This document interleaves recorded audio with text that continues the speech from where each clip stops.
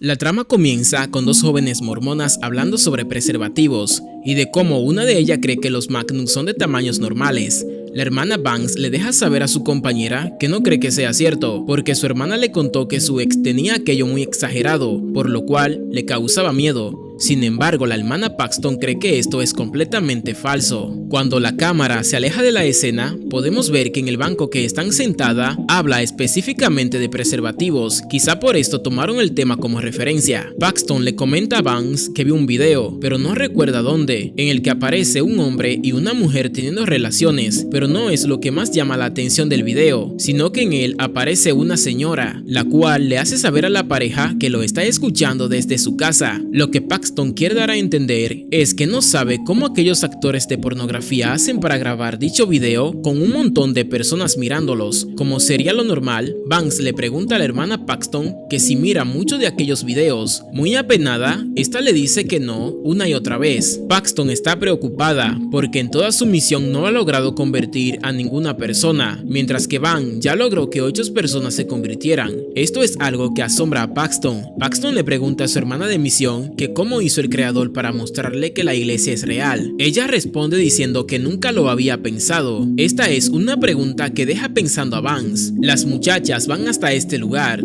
donde cargan su bicicleta hasta subir a lo alto para visitar a una persona, luego vuelven a descender una vez terminan la visita. Mientras se están paseando por un pueblo, las hermanas alcanzan a ver a 3 muchachas que se están divirtiendo. Paxton le hace saber a su compañera que le agradan esas chicas. Las muchachas se acercan a ellas para tomarse una foto. Una de ellas le hace una pregunta, y es que si en verdad usan calzones mágicos al tiempo en que le baja la falda. Durante toda la caminata, Paxton no deja de llorar, porque cuando confió en aquellas muchachas, ellas se comportaron muy duro con ella, avergonzándola completamente. Logran llegar hasta la entrada de una casa completamente misteriosa y alejada de la civilización, por así decirlo. Mientras que Van está encadenando las bicicletas, Paxton le hace saber que todo el mundo piensa que ellas son raras. Con esto hace referencia a todos los mormones en general. Vance le hace saber que no le importa lo que diga la gente. Ya estando parada en la puerta de la misteriosa casa, comienza a llover al tiempo en que hace mucho viento. Antes de tocar el timbre, Paxton hace algunas prácticas, pero Vance se apresura a tocar.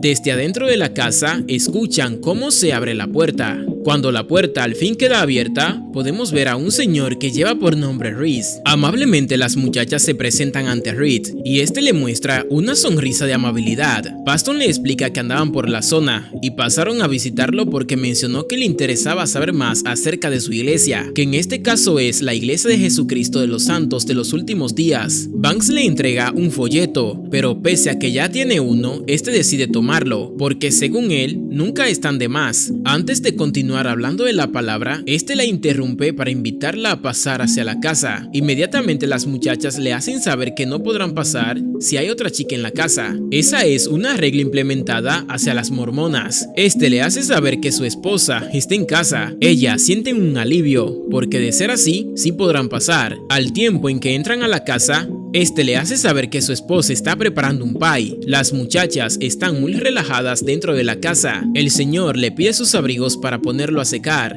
al tiempo en que le pregunta que si no le molesta que la casa tenga metal. Estas le dicen que no. Lo que ellas no saben es que esta pregunta pondrá a prueba su inteligencia más adelante. El señor va por algo de beber, mientras que las muchachas se quedan escudriñando toda la casa. Van se encamina hasta esta ventana, donde sigue una mariposa con la mirada. Paxton mira esta fotografía de un muchacho sosteniendo a un perro, pero esto no es importante, así que no lo metan en su cabeza porque no es importante. El sujeto regresa con unos vasos de soda. Vance le hace saber que su esposa también debe de acompañarlo. Este le hace saber que ella es un tanto tímida y las muchachas se lo creen. Las muchachas están listas para hablarle de la palabra. Sin embargo, Reese la interrumpe para hacerle una pregunta sobre sus vidas. Las dos responden con amabilidad. El sujeto está muy emocionado de tenerlas en casa, ya que después de andar de iglesia en iglesia, siente que esa es la verdadera. También le hace saber que eso es algo con lo que le tocó batallar durante mucho tiempo. Rápidamente las muchachas entran en confianza. Hablan acerca de cómo se fundó la iglesia de los mormones. Paxton se se asombra cuando Reed le muestra su libro. Este lo tiene repleto de marcas y papeles que identifican varios diálogos. Durante toda la conversación podemos fijarnos en el rostro de Banks. Ella parece estar incómoda. Banks comenta que el pie huele bastante bien. Es ahí cuando el sujeto le pide que adivinen de qué es el pie. Paxton le hace saber que es de moras azules y el sujeto lo confirma. Durante la conversación, Banks había comentado que su padre había fallecido, así que Reese le pregunta que cómo fue su muerte. En cuanto este ve lo incómoda que está Banks, deja el tema de lado. Sin embargo, esta mantiene la compostura. El sujeto le pregunta que si su padre se ha intentado comunicar con ella desde el otro lado. Esta niega con la cabeza al tiempo en que se toca el antebrazo. En esta zona podemos observar que Banks tiene una pequeña cicatriz. Les pido que no la borren de sus mentes, ya que dentro de nada será pieza clave para la película. Paxton hace comentarios bien tiernos sobre su muerte, como que le gustaría reencarnar en una mariposa y pararse en la mano de las personas que tanto ama. Acto seguido, la casa se queda oscura, revelando un panorama un poquito inquietante. Por otro lado, el sujeto le hace saber que no pasa nada, solo es un defecto de la casa. El sujeto le hace un comentario sobre las sodas que le llevó, pero que no se tomaron. Estas le hacen saber que no tienen sed, mas sin embargo le esconden que le tienen desconfianza. El sujeto le pregunta que qué le parecen las preguntas incómodas, quiere hacerlo rápido para que no le vaya a coger la noche. Ellas aceptan porque no tienen de otra. El señor le pregunta que qué piensan de la poligamia, quiere saber más del concepto de que un hombre tenga más de una esposa. Paxton ignora la pregunta mientras que Banks se anima a responder en base a lo bíblico. Banks le hace saber que la poligamia fue una misión espiritual necesaria para la época de los profetas y personajes que aparecen en la Biblia, mas sin embargo no es algo que esté bien hoy en día, porque solo se hizo para llenar la tierra y nada más, así que no inventen con estas cosas, esa época ya terminó. Banks le hace saber que la poligamia fue retirada de la iglesia no porque era grotesco y controversial, sino porque ya no era necesario. En este punto vamos a entrar en un tema bastante fuerte, así que agárrate. El 6 de abril de 1830, este sujeto llamado Joseph Smith fundó la Iglesia de los Mormones en el estado de Nueva York, mismo estado el cual pretendía convertir en una nueva Jerusalén a la cual llamaría Sion. Después que Joseph tuviera un sueño donde veía al Creador y a su Hijo Cristo, supo que estaba llamado a formar una iglesia, a la cual llamó la Iglesia de Jesucristo de los Santos de los Últimos Días. Continuando la línea de la película, el sujeto le hace saber que cómo no se sabe que Joseph se inventó todo esto con el fin de legitimizar su romance con otras mujeres y así no tener consecuencia. También le preocupa que se haya inventado todo esto con el fin de tener relaciones hasta que se cansara. También le preocupa que solo haya querido obtener poder y nada más. El sujeto le hace saber que según su iglesia y las palabras escritas corroboran lo que está diciendo sobre la poligamia. Banks le vuelve a decir que es algo que ya quedó en el pasado. Entonces este le hace saber que es un lavado de cerebro porque las escrituras están ahí. En fin, el sujeto le deja saber que si la palabra del Creador es filtrada por el hombre y este falla, peca y miente, ¿cómo sabemos que todo lo que dicen las religiones es cierto? En este punto, el sujeto está llevando a las chicas al borde del precipicio. Paxton le hace saber que es cierto debido a lo que esas palabras le hacen sentir. Cuando Banks le hace saber que hablará de sus preguntas con sus superiores, de forma inmediata, este le hace otra pregunta. Banks se niega a responder sobre su comida favorita. Paxton prefiere comida de Burger King. El sujeto hace un comentario de Taco Bell, pero Banks le hace saber que no se habla de Taco Bell. El sujeto sigue hablándoles de todos sus estudios. En su trayecto descubrió que mientras más sabes, menos sabes. Debido a esta intensa búsqueda por llegar a los pies del Padre Celestial, terminó malnutrido por causa de eso, aunque se siente bien ahora que encontró la iglesia de los mormones. Banks le pregunta que si ya pueden conocer a su esposa. El sujeto le dice que irá por ella al momento en que se pone de pie. Se acerca a este interruptor para encender las luces de la casa. Banks le comenta a su hermana que deben de terminar ya, las dos están asustadas. Lo único que anhelan es salir de aquella casa.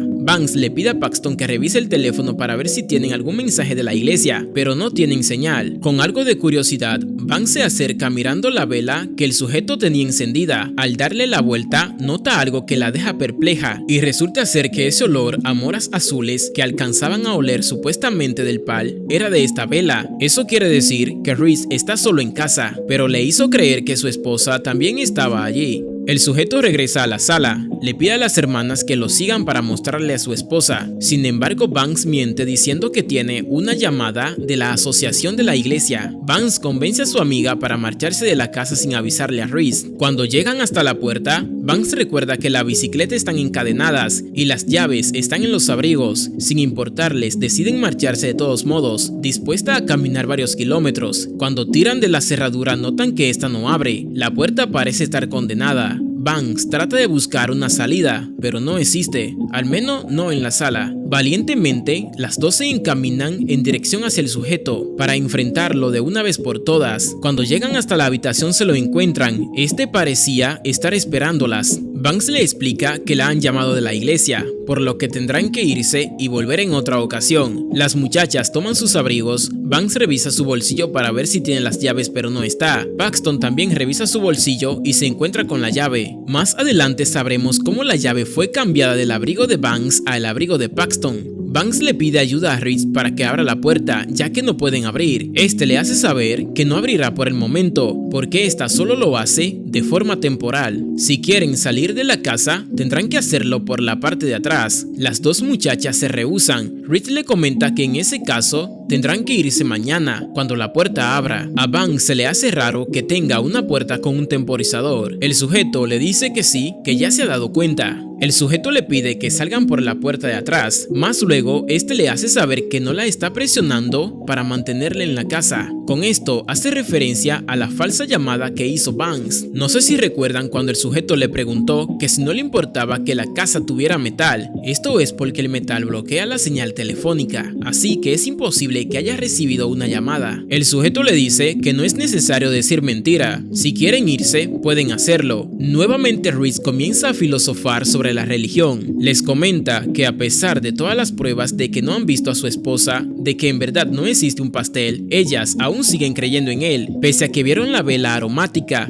cuya vela es la que emanaba ese olor a mora azul. El sujeto decide jugarle un juego en base a sus creencias. Les comenta que solo creen en el creador porque alguien plantó esa idea en su mente, no porque realmente descubrieron todo por su cuenta. Les deja saber que desde el inicio le ha hecho creer varias cosas, solo porque así este lo quiso. En pocas palabras le hace saber cómo es que no saben que los religiosos lavan sus cerebros a base de engaños. Banks se encamina hacia una de las puertas, pero decide no bajar porque parece un sótano. En la otra puerta también hay un sótano. Reese le promete que le ayudará a salir, pero antes tendrán que seguir su juego. Este saca un juego de Monopolis, mientras que a la vez explica su historia con una canción. Reese saca otro tipo de juego parecido al Monopolis, pero este se inventó primero y lleva por nombre el juego del terrateniente. Hace una comparativa entre los dos y de cómo el Monopolis plagió el juego del terrateniente.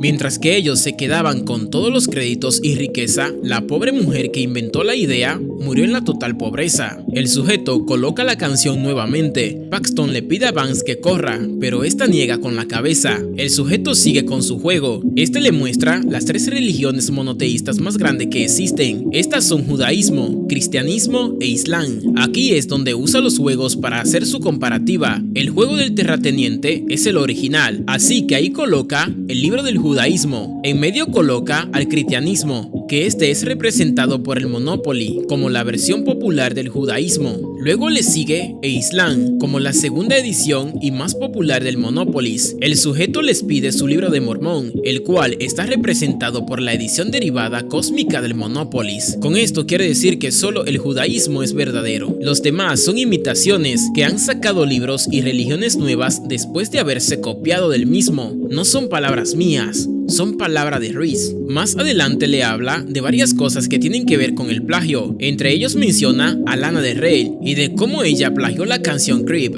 El sujeto le explica el por qué solo el 2% de la población mundial pertenece al judaísmo, mientras que las copias son más populares. Les dice que ellos no hacen publicidad, por eso tienen menos seguidores. Sin embargo, los mormones tocan de puerta en puerta. Él cree que ellos son vendedores de alguna organización. El producto que venden es una idea, es un negocio de ideología. En este punto, tanto Banks como Paxton están empezando a dudar de su fe. El sujeto procede a mostrarle un montón de imágenes religiosas que no son más que otras cosas inventadas por la gente. Nada de lo que dicen es real. La historia que más trasciende es la de alguien que realiza milagros, pero luego muere y resucita. Y no hace referencia a Jesucristo, sino que afirma que esto de la crucifixión y los milagros ya existía antes de que el Hijo del Creador llegara a la tierra. Primero, habla de Mistra, el cual fue marcado por el símbolo de la cruz, luego de Horus, el cual caminó sobre el agua, profetizaba y tenía 12 discípulos. Por otro lado, Krina era carpintero, nació de una virgen, fue bautizado en un río, resucitó de entre los muertos y subió al cielo. En fin, lo que quiere decir es que la vida de Jesucristo es una recopilación de toda esta historia, pero no son palabras mías, son palabras de Rees. El sujeto describe su argumento como aterrador por el hecho de creer. Este marca una puerta con la palabra creer. En esta puerta describe la existencia del creador y en la otra describe no creer. En esta describe la ausencia de un ser superior que controla nuestras vidas. Este le pide elegir una de las puertas en base a sus creencias, al tiempo en que le hace saber que su religión es una falsa, al igual que las demás. Cuando Van se abaja para tomar su libro, después que Rich lo lanzara contra el suelo junto con los demás, esta aprovecha para tomar este abrecartas. Paxton trata de convencer a su compañera para elegir la puerta no creer, mas sin embargo Paxton elige el camino correcto en base a su fe, porque un creyente se mantiene firme ante todo tipo de situaciones. Vance contradice al sujeto en su máximo esplendor. Le hace saber que su metáfora con los juegos es ofensiva y débil. Le reclama porque menciona que el judaísmo solo es el 0.2% de la población mundial. Tampoco toma en cuenta la persecución que han enfrentado los judíos. Por otro lado, le hace saber que es tonto comparar a Jesús con un hombre que tiene la cabeza de ave. Con esto, hace referencia a Horus. Vance le pregunta a Paxton que si aún cree en el creador, que por favor la siga. Paxton accede a su llamado, porque a pesar de todo, su fe se mantiene viva. Ellas descienden por las escaleras, sin importar lo que pase. Al llegar a la mitad del camino, el sujeto cierra la puerta. Cuando llegan hasta el descenso, descubren que el lugar no tiene puerta ni salida. En la parte de arriba hay una rejilla. Vance trata de alcanzarla, pero no logra llegarle. Este pedazo de madera se desprende. En cuanto escuchan que el sujeto se está acercando, Vance regresa todo a su lugar y esconde el pedazo de madera. Vance le entrega el abrecarta a su compañera, le deja saber que tendrán como palabra clave calzones mágicos. Desde que diga esa palabra, le pide que le apuñale el cuello a Reese.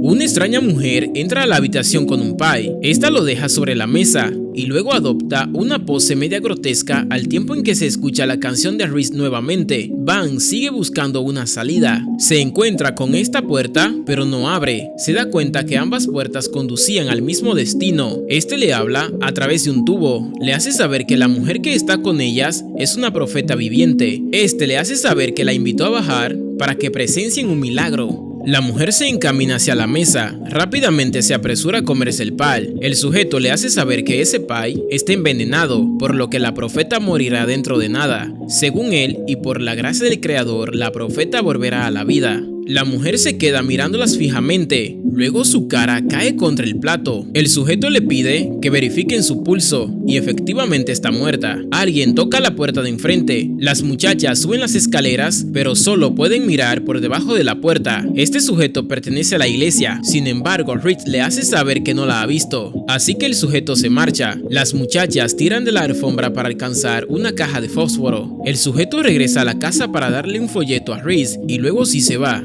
La profeta se aparece detrás de Paxton y esta se asusta. La profeta le cuenta lo que vio en el más allá. Al final le dice, esto no es real. El sujeto se lleva a la profeta hasta un cuarto. Luego regresa con las muchachas para tomar nota de lo que dijo la mujer. Vance trata de distraerlo, mientras que Paxton se prepara para apuñalar su cuello, pero ante este le corta la garganta a Vance. Mientras que su compañera se desangra, Paxton sube la escalera pidiendo ayuda, pero nadie puede escucharla. Reed le pide que no se preocupe porque su amiga va a resucitar. El sujeto saca algo de su brazo, es esta pequeña cosa. Este piensa que Paxton no sabe lo que es y se lo vende como que es un microchip. Con eso no deja más que claro que Banks no era tan sincera como parecía. El sujeto logra calmarla, le habla acerca de morir y luego resucitar. Todo lo que hace es en base a la fe de la muchacha. Como ella cree en alguien que resucitó, si se aferra a esa fe, ella también puede hacerlo. Paxton le deja saber que sabe muy bien que eso no era un microchip, sino un anticonceptivo natal. Con esto, el sujeto solo quiere introducirle más ideas falsas en su cabeza. Le reclama por el hecho de estar en la fe y haber mentido. Paxton le deja saber que de seguro no dijo nada porque seguramente la echarían de la iglesia. Algo que el sujeto no esperaba era que Paxton desmontara todo su juego. Esta le hace saber que cree que cambió el cuerpo de la mujer profeta. Ella no sabe cómo lo hizo. Le comenta que cuando el sujeto tocó la puerta, ellas se distrajeron, entonces subieron las escaleras. Así fue como tuvo tiempo de cambiarlo. Un detalle que este olvidó fue que la profeta tenía la cabeza de una manera y luego apareció de otra. También le hace saber que lo que dijo aquella mujer ya era un guión preparado y escrito por él mismo. Este le dice que si es cierto, debe de haber otra manera de llegar hasta allí. Paxton revisa el lugar y se encuentra con este otro sótano. Allí descubre el cadáver de la mujer profeta. Con esto queda más que claro que el sujeto es un falsante. Paxton se queda en el sótano y se encamina hacia la salida. En el trayecto descubre un montón de cosas. Al fin llega a una puerta que está cerrada con el seguro de las bicicletas. Ella quita el seguro y llega hasta este lugar donde varias mujeres están enjauladas por aquel sujeto. Parecen más muertas que viva, debido a todo lo que Reese le ha metido en la cabeza. Paxton aprovecha que Reese se está acercando lo suficiente para apuñalarlo. Paxton sale corriendo hasta llegar a la biblioteca, pero termina descendiendo al sótano. Luego es apuñalada por el sujeto. Poco a poco, ambos se quedan sin aliento. Reese se pone de pie para terminar con Paxton. Es ahí cuando Banks golpea su cabeza con el pedazo de madera que ocultó. Más luego, la chica muere y Paxton logra salir de aquel terrible lugar. Y de esta forma termina este video. Espero que te haya gustado un montón, así que ya sabes lo que tienes que hacer. Suscríbete, activa esas notificaciones y nos vemos en un próximo video. Gracias por ver. Hasta la próxima.